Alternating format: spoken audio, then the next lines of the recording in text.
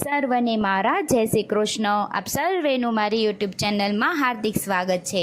આજે આપણે પુરુષોત્તમ માસની કથાનો અધ્યાય 12 મેઘાવતીનો પૂર્વજન્મની વાર્તા અને કમલા એકાદશીની વાર્તા કરીશું. તો વિડીયોને અંત સુધી જરૂરથી જોજો. મેઘાવતીનો પૂર્વજન્મ અધ્યાય 12. શ્રી નારાયણ કહે છે, હે નારદ, પછી મેઘાવતી કલમપાત કરવા લાગી. તપના ફળરૂપ આવું વરદાન. ચિંતામાં તે બીમાર પડી ગઈ અને ટૂંક સમયમાં જ મૃત્યુ પામી. તે વેળા યજ્ઞસેન નામનો રાજા પૃથ્વી ઉપર એક ખાસ યજ્ઞ કરી રહ્યો હતો. યજ્ઞકુંડમાંથી સુવર્ણમયી કન્યા ઉત્પન્ન થઈ, જે દ્રૌપદીના નામથી ઓળખાવા લાગી. એટલે કે મેઘાવતીનો દ્રૌપદી તરીકે પુનઃ જન્મ થયો. તે વિવાહ યોગ્ય થઈ ત્યારે તેમના પિતાએ યોજેલું સ્વયંવરમાં કેટલાક પ્રતાપી રાજાઓને હરાવી અર્જુને મસ્તવેધ કર્યો. પરંતુ કુંતા માતાના શબ્દોનું પાલન કરવા તે 5 પાંડવોની પત્ની બની. કૌરવો અને પાંડવો જુગાર રમ્યા, જેમાં ધર્મરાજા રાજપાટ સહિત દ્રૌપદી પણ હારી ગયા. દુર્શાસને ભર સભામાં દ્રૌપદીના ચીર ખેંચ્યા અને દુર્યોધનને તેને નગ્ન કરવાનો દુશાસનને આદેશ આપ્યો. તો દ્રૌપદીએ ભગવાન શ્રી કૃષ્ણને યાદ કરી કહ્યું, આ બધું દુઃખ પૂર્વજન્મમાં પુરુષોત્તમ માસની મેં કરેલી અવગણનાનું જ પરિણામ છે. અંતે શ્રી કૃષ્ણએ તેમની યાચના સાંભળી અને 999 ચીર પૂરી તેની લાજ બચાવી. આમ આ પવિત્ર પુરુષોત્તમ માસની પ્રશંસા દેવો અને ઋષિઓ પણ કરે છે. શ્રી કૃષ્ણે કામ્યક વનમાં પાંડવોને કહ્યું, તમે પણ આ પુરુષોત્તમ માસનું વ્રત કરો તો તમારા સર્વ દુઃખો દૂર થશે અને રાજપાટ પાછું મળશે. અને શ્રી કૃષ્ણ દ્વારકા જવા ઉપડ્યા. તો પાંડવોએ પ્રાર્થના કરી કે હે જગતના પાલનહાર, આપ જ અમારા રક્ષક છો અને અમે તમારા શરણમાં છીએ. ભગવાનને પાંડવોને આશ્વાસન આપ્યું અને દ્વારકા ગયા. ધર્મરાજાએ તેમના ભાઈને કહ્યું, હમણાં જ પુરુષોત્તમ માસ આવે છે. ભગવાનની આજ્ઞા પ્રમાણે આપણે એ માસનું વ્રત કરવું જોઈએ. પુરુષોત્તમ માસ આવતા તેમને વિધિ અનુસાર વ્રત કર્યું. 14 વર્ષ પૂરા થતાં તેમને હસ્તિનાપુરનું રાજ્ય પાછું મળ્યું. હવે આપણે વાર્તા કરીશું. કમલા એકાદશીની વાર્તા. પવિત્ર કાશી નગરીમાં એક બ્રાહ્મણ રહેતો હતો. તેને 5 પુત્ર હતા. પિતાની જેમ 4 પુત્ર પૂરા કર્મકાંડ અને વિદ્વાન હતા. 5મો પુત્ર જે સૌથી નાનો હતો એ ખૂબ જ લાડકોડમાં ઉછરેલો હોવાથી સ્વચ્છંદ અને દુરાચારી હતો. તેના મિત્રોના સંગથી તેની બુદ્ધિ ભ્રષ્ટ થઈ ગઈ હતી. ઘણું સમજાવવા છતાં નાનો છોકરો સમજવાના બદલે પિતાને અને ભાઈને ત્રાસ આપતો. આમ એક દિવસ બ્રાહ્મણે કંટાળીને તેને ઘરમાંથી કાઢી મૂક્યો. નાનો છોકરો બધાય સગા વહાલાને ત્યાં જઈ આવ્યો. કોઈએ તેને આવકાર આપ્યો નહીં. મિત્રોએ પણ જાકારો આપી દીધો. આથી નાનો છોકરો દુઃખી થઈ અને જંગલમાં ચાલ્યો ગયો. થોડા સમયમાં જંગલમાં ગયો, પરંતુ તેને ચેન પડ્યો નહીં. તેથી એક દિવસ એને વિચાર આવ્યો, લાવ પ્રયાગરાજ જઈ ત્રિવેણી સંગમમાં સ્નાન કરી આવું, જેથી મારા પાપનો નાશ થાય અને દુઃખ દારિદ્રનો અંત આવે. આવો મનમાં સંકલ્પ કરી બ્રાહ્મણ પુત્ર ચાલી નીકળ્યો. ભૂખ્યો તરસો તાઢ તડકો સહન કરતા ઘણા દિવસોને અંતે પ્રયાગ પહોંચ્યો. પછી ભગવાનનું સ્મરણ કરી અને ત્રિવેણીમાં સ્નાન કર્યું. ત્યારબાદ દેવ દર્શન કરી ભૂખ્યો તરસ્યો એક ઝાડની નીચે બેસી ગયો. શરીરને થોડી કળ વળતા વળી પાછો ચાલવા લાગ્યો. આમ કરતાં કરતાં રસ્તામાં એક આશ્રમ આવ્યો. બ્રાહ્મણ પુત્રને થયું, લાવ આશ્રમમાં જાઉં, વળી કાંઈક ભોજનની વ્યવસ્થા થાય તો મારી ક્ષુધાનું તૃપ્ત કરે. આમ વિચારી આશ્રમમાં ગયો.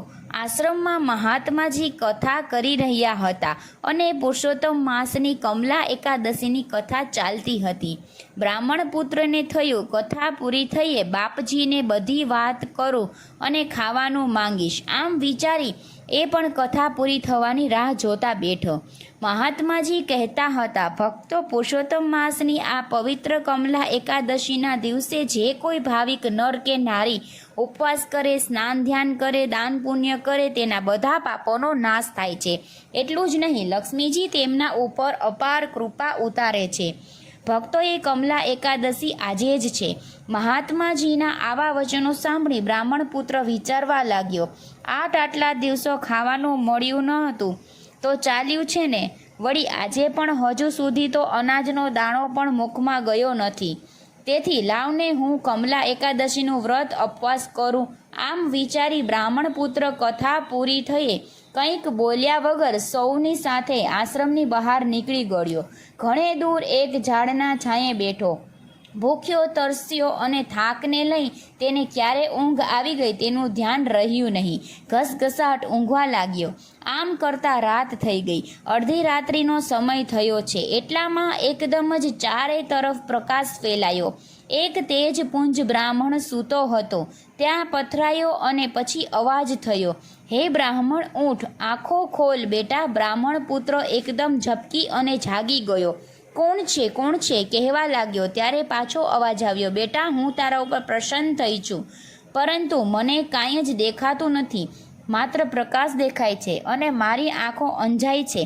માટે પહેલાં આપ મારી સામે પ્રત્યક્ષ થાવ અને પછી કહો કે મારા જેવો પાપી, દુરાચારી અને સાવ હલકટ દુષ્ટ આત્મા ઉપર આપ પ્રસન્ન કેમ કરીને થયા? કારણ કે આજ સુધી મેં કોઈ એવું સત્કર્મ કર્યું જ નથી. હે પુત્ર, હું લક્ષ્મી છું અને તે કરેલા કમલા એકાદશીના ઉપવાસથી તારા ઉપર પ્રસન્ન થઈ છું. એમ કહી લક્ષ્મીજી પ્રત્યક્ષ થયા.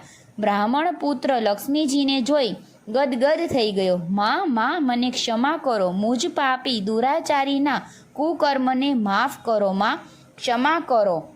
નેત્રોમાં આંસુ આવી ગયા. લક્ષ્મીજી કહે, બેટા ઊઠ, મારા કમલા એકાદશીના વ્રતના પ્રભાવે તારા પાપનો નાશ થયો છે. તારું દુઃખ દરિદ્ર આજથી પૂરું થાય છે. આજથી હું તારા વશમાં સ્થિર થઈ કાયમ રહીશ. માટે શાંત થા.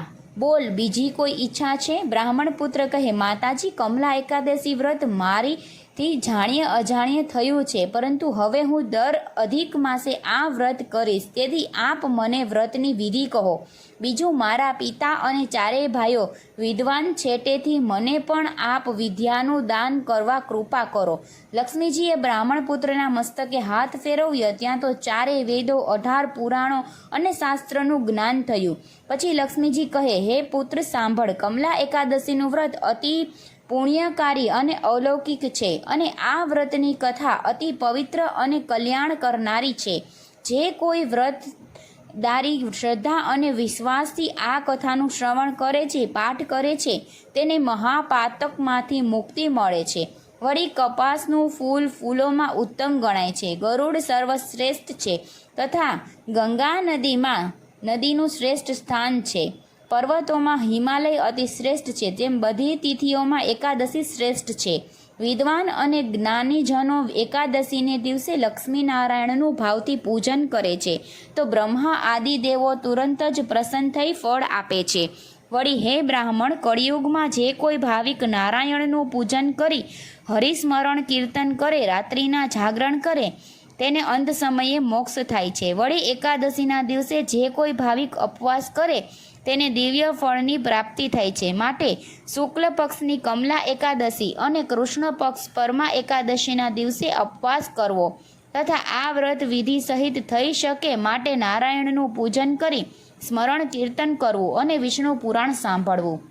આમ એકાદશીની રાત્રે જાગરણ કરી બારસે વહેલા પરોઢે સ્નાન કરી ભગવાન નારાયણને પંચામૃતથી સ્નાન કરાવી નારાયણ જેવું દિવ્ય સ્વરૂપ મળે છે.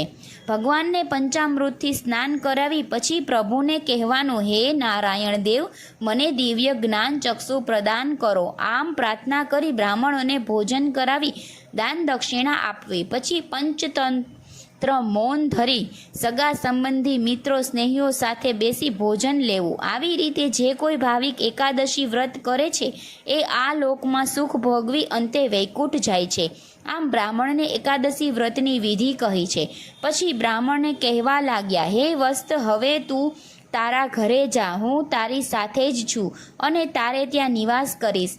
પછી તો બ્રાહ્મણ પુત્ર પોતાના ઘરે ગયો. પુત્રને જોતા જ બ્રાહ્મણ તેને આવકાર્યો અને ચારેય ભાઈઓ તેને ભેટી પડ્યા. ભગવાન શ્રી કૃષ્ણ કહે છે કે પાંડવ શ્રેષ્ઠ છે. આમ કમલા એકાદશીનો અપાર મહિમા.